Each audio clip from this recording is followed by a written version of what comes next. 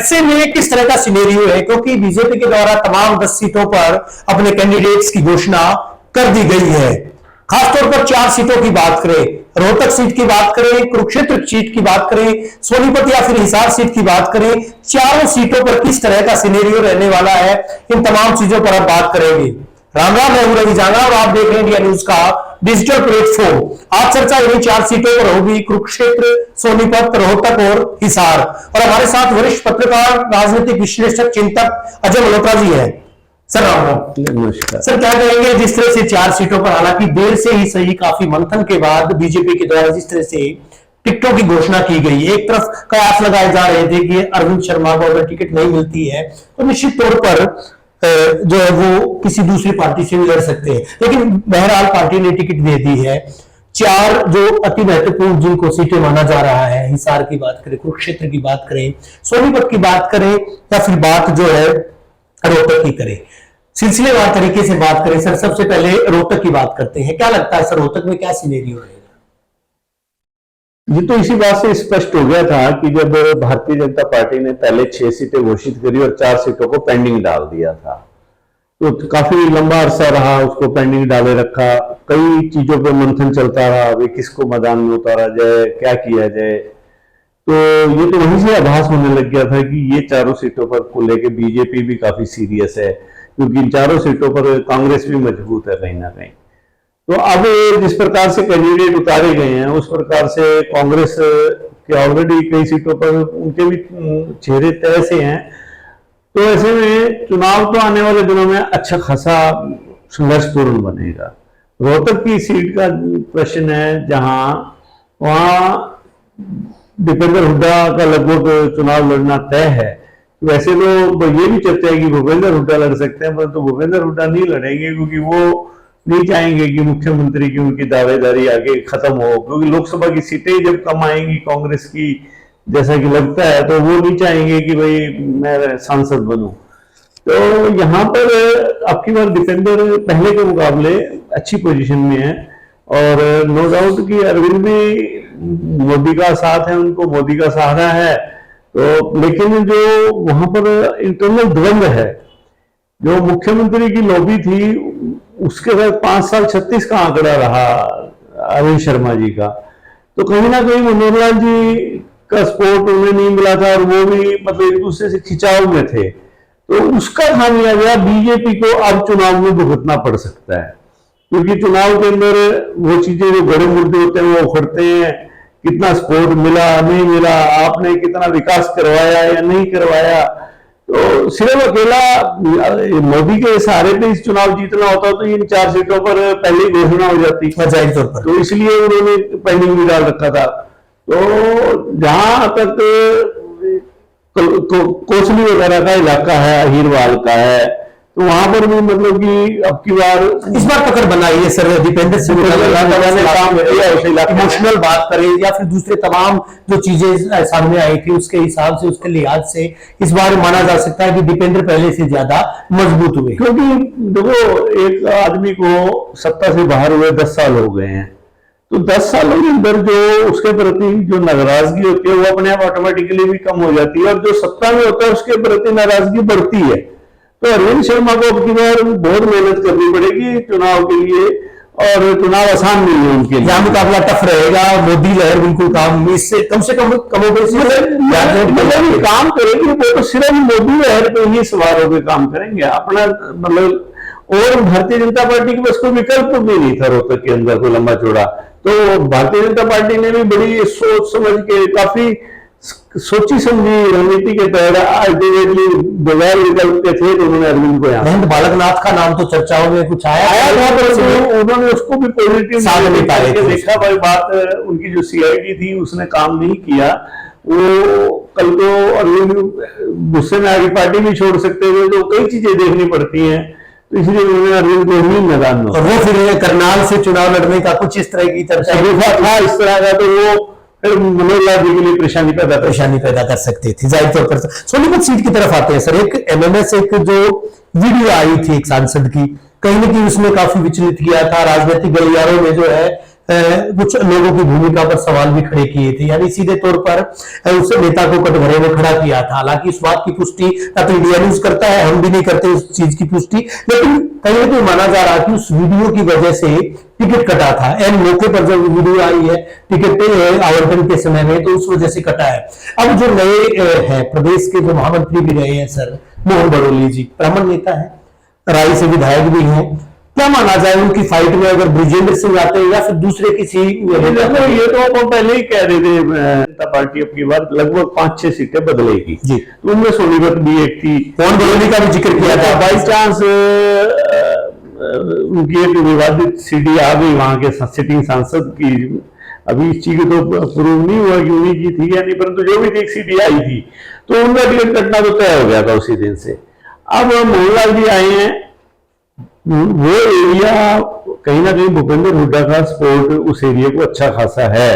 वहां पर कांग्रेस के एमएलए भी हैं सोनीपत के अंदर, 3 या 4 कांग्रेस के एमएलए खरखोदा की बात करें या दूसरे इलाके। अब वहां अगर विजेंद्र चुनाव लड़ते हैं तो उनके भी 3 स्ट्रांग होल्ड के इलाके हैं, जिसमें सफीदों है, आप जुलाना है, जींद है।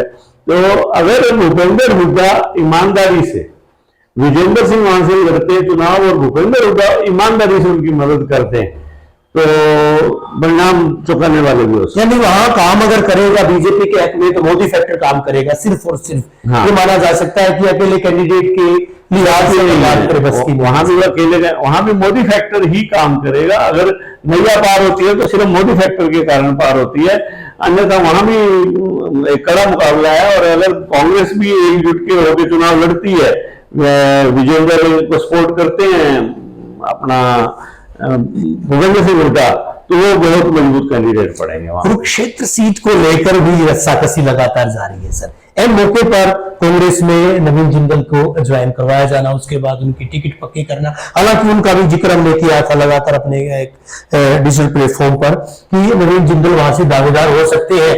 2014 की कुछ रिकॉर्डिंग्स प्रधानमंत्री नरेंद्र मोदी की वो भी सामने आई है कि लोग जो है सोना चांदी को तिजोरी में रखते हैं, यहाँ तो आपके साथ तिजोरी में रखा नहीं। आप देखो वही बातें हैं ना, वही चीजें। अब जिंदल के लिए भी कोई आसान काम नहीं है वहां पे, भारतीय जनता पार्टी के पास, नो डाउट। क्योंकि वो देखो वहां पर 2-3 फैक्टर हैं। सिख बेल्ट है, वो सिख आज भारतीय जनता पार्टी से नाराज है। जाट भी कहीं ना कहीं नाराज दिखाई देता है भारतीय जनता पार्टी से। और खुद वहां के जो सांसद हैं, जो मुख्यमंत्री बन गए हैं आपके ये नायब सैनी जी, तो वो खुद भी जिला परिषद का चुनाव उनकी धर्मपत्नी हार गई थी वहां से। तो ये चीजें मेरे वहीं से हारी थी उनकी वाइफ। तो ये चीजें कहीं ना कहीं भारतीय जनता पार्टी को एंटी इनकम्बेंसी की तरफ ले जाती हैं। और अगर अब भारतीय जनता पार्टी ने जैसे वहां नायब सैनी जी को दोबारा मुख्यमंत्री बनाया, तो उसका फायदा उन्हें मिल सकता है। क्योंकि नायब सैनी जी का इलाके में ठीक है, एक बैकवर्ड वोट में भी अच्छा पकड़ है, किसानों में भी है, जमीन से उठे इलाके के लोग भी नहीं चाहते शायद किसी मुख्यमंत्री पद के जो चेहरा है उनको कहीं ना कहीं किसी तरह। तो जिंदल का जो नवीन जिंदल की खुद का जो कोयला घोटाले का जो जिस तरह से प्रधानमंत्री जी ने माहौल बनाया था उनके खिलाफ, भाई इतना बड़ा घोटाला हुआ है, और उस मामले में जो कोयला के जो कोल इंडिया के सेक्रेटरी ऑफ इंडिया थे वो भी, उनको भी सजा हुई। तो जिंदल की राह आसान नहीं है, क्योंकि कांग्रेस ने वहां पहले ही उसको सुशील गुप्ता जी को उतार दिया। पंजाब का भी असर है सिखों पे वहां पर, ऊपर से वैश्य समाज के वो भी हैं, वैश्य के जिंदल भी हैं, खुद अभय सिंह चौटाला वहां से। तो ये सारे वहां मुकाबले को टफ बनाएंगे। तो आने वाले समय में एक टफ मुकाबला देखने को मिलेगा आपको कुरुक्षेत्र में भी। हम यही चर्चा कर रहे थे कि एक वैश्य समुदाय के शख्स को, एक नेता को या तो सोनीपत से टिकट दी जा सकती है कविता जैन या राजीव जैन के रूप में, या कुरुक्षेत्र से उनको जो है चुनाव मैदान में उतारा जा सकता है नवीन जिंदल के तौर पर। हालांकि वो चीजें स्टिक बैठी है एक ब्राह्मण को और एक जो है नेता जो थे वैसे समुदाय के नेता को वहां से उन्होंने साध लिया। समीकरण जातिगत भी लिहाज से साधे हैं सर। हिसार सीट सबसे टफ मानी जा रही है। हिसार में रणजीत सिंह जी को उतारा। देखो भारतीय जनता पार्टी ने बड़ी सोची समझी रणनीति बनाई है। पिछले दिनों भारतीय जनता पार्टी से दुष्यंत चौटाला अलग हो गए। पिछले दिनों वीरेंद्र सिंह अलग हो गए भारतीय जनता पार्टी से। इसी प्रकार राजस्थान के अंदर वसुंधरा को ना बनाना, क्योंकि वसुंधरा ये जाटों की बहू है वहां पे, तो उसका इफेक्ट भी जाटों पर विपरीत पड़ा था। तो भारतीय जनता पार्टी ने जैसे यूपी में तो अजीत सिंह जी के बेटे को साथ लिया, परंतु अब क्या है कि खासतौर पे जो राजस्थान का इलाका था, जो बॉर्डर डिस्ट्रिक्ट है, जहां तो देवीलाल का सर रहा है, तो देवीलाल की विरासत रंजीत के रूप में देखते हुए, ताकि रंजीत सिंह को अगर इधर लाते हैं तो देवीलाल की विरासत के रूप में एक चेहरा सामने लाना था उन्होंने, जिससे दुष्यंत की और वीरेंद्र की जो भरपाई है वो हो सके। तो इस नजर से उन्होंने रंजीत सिंह को यहाँ पे उतारा है। परंतु रंजीत सिंह जी की भी राह आसान नहीं है। यहां से कांग्रेस अब सोच रही है किसी गैर जाट को उतारने का, क्योंकि यहां से चौटाला, जो दुष्यंत चौटाला है, वो भी किसी जाट को उतारने का सोच रहे हैं।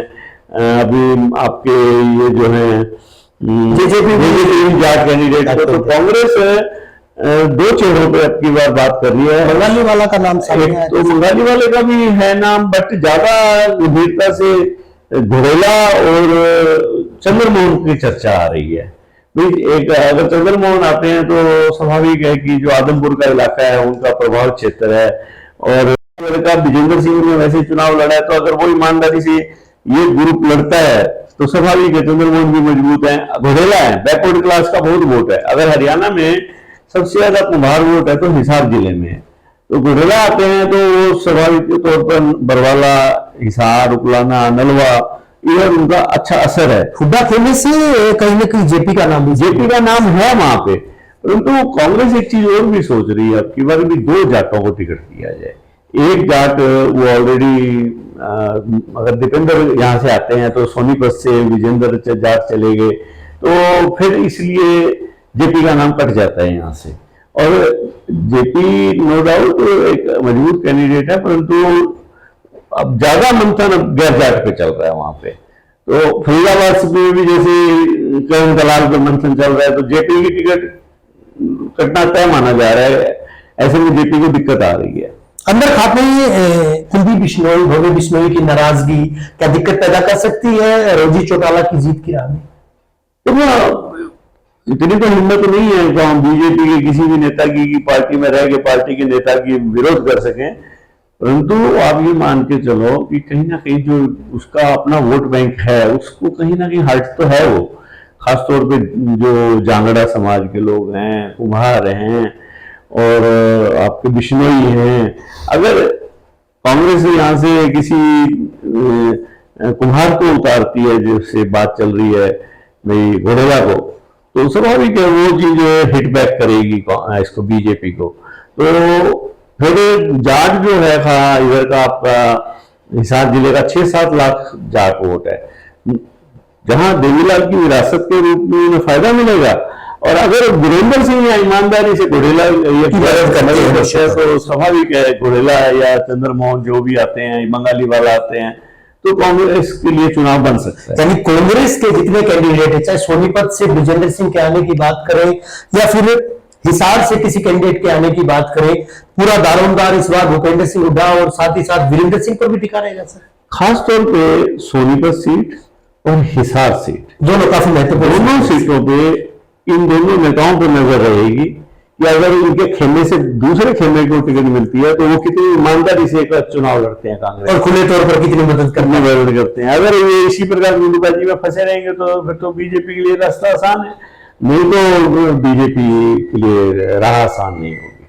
क्या माना जाए सर आज के सिनेरियो के हिसाब से, जिस तरह से इन चारों सीटों का अगर आकलन किया जाए, काफी टफ फाइट मानी जा सकती है? हरियाणा में आप इन 4 सीटें तो हैं ही टफ, इसके अलावा भी अंबाला और सिरसा में भी आपको टफ फाइट देखने को मिलेगी। हिसार में चौटाला वर्सेस चौटाला नहीं दिख रहा सर?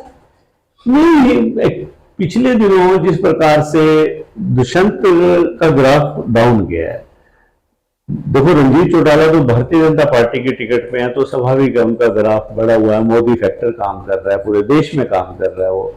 बट दुष्यंत चौटाला के साथ एंटी इनकम्बेंसी भी लगी हुई है, यानी वहां अगर फायदा मिलता है किसी को चौटाला परिवार में तो रणजीत सिंह चौटाला ही सर्वाइव कर पाएगा वहां से, और दूसरे सुनैना चौटाला या फिर ज्यादा रेलेवेंट नहीं है आपकी बात। फिर तो मुकाबला कांग्रेस और भाजपा में भाजपा में ही रहेगा। हाँ। शुक्रिया सर, हमसे बात करने के लिए। काफी अहम हो जाता है उस वक्त जब ये 4 सीटें जिनकी जो दावेदार थे, जिनके उम्मीदवारों की घोषणा काफी बात की गई थी और कयास ये लगाए गए थे। इंडिया न्यूज के इसी डिजिटल प्लेटफॉर्म पर हमने राजनीतिक विश्लेषक और वरिष्ठ पत्रकार अजय मल्होत्रा साहब से बात की थी। इन सीटों पर जातिगत लिहाज से बात करें या फिर जातिगत समीकरणों की बात करें, क्षेत्रीयता के हिसाब से बात करें या नेताओं की खेमाबंदी की बात करें, इन तमाम मुद्दों के आधार पर हमने बात की थी। तो कहीं ना कहीं जो टिकट वितरण किया गया है, टिकटों का आवंटन किया गया है, वो इसी लिहाज से किया गया है। अब फिलहाल जो है कांग्रेस की जो टिकटें हैं वो आनी है, उन पर तमाम लोगों की निगाहें टिकी है। हालांकि 2-3 सीटों पर हमने चर्चा की है, सोनीपत से चर्चा की है, अगर बात करें रोहतक से भी चर्चा की है, हिसार से भी चर्चा हो चुकी है कि ये चेहरे हो सकते हैं। विगत में हमने बात की थी भिवानी महेंद्रगढ़ की, जहां से रावदान सिंह, श्रुति चौधरी इनके ऊपर दारोमदार है कि इन दोनों में से किसको टिकट दी जाती है। इस बार का रन जो है वो महज और महज अगर माना जाए तो बीजेपी के चेहरों पर ना होकर के एक बार फिर से मोदी पर टिका है। हालांकि अक्सर देखा जाता था कि सांसद जो है वो प्रधानमंत्री चुनते थे, लेकिन अब देखा यह जा रहा है कि प्रधानमंत्री पद का दावेदार वो सांसदों की अगुवाई कर रहा है। ये कहना कतई गलत नहीं होगा, अतिशयोक्ति भी नहीं होगा।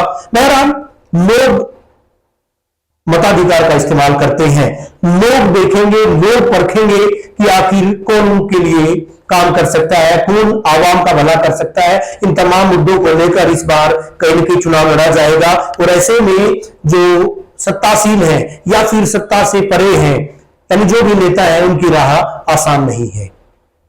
हमारी इस खास पेशकश में बस इतना ही। मुझे दीजिए इजाजत। नमस्कार, राम राम।